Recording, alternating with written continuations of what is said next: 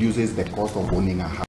So I have not seen anywhere provided for those people who are initially living in those sections. Because I have seen the ones who are eligible are a Kenyan citizen above 18 years, meaning that whoever who introduces himself in that area is eligible for that house.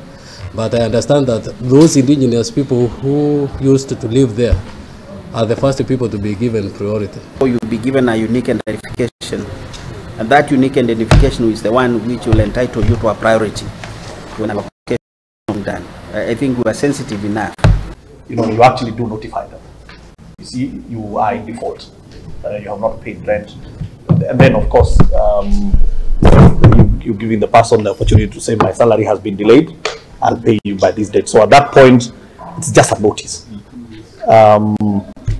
And you can see we've actually been quite generous with the giving sufficient time, because the whole spirit of this program is to bequeath Kenyans the house. And we will go out of our way to ensure that, yes, when you have difficulties, we'll still give you sufficient time.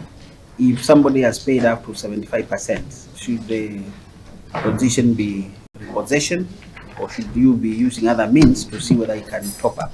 I think that's a progressive thing. We'll look at it. We'll look at the threshold, whether it's 75, 80, whatever it is, so that also Kenyans are not feeling the government is not supporting.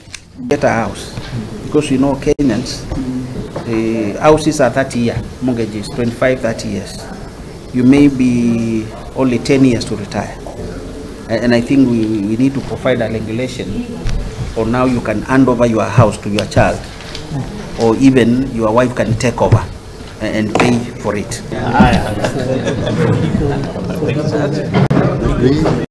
Na thutha wa aikari a Kibiko Gongo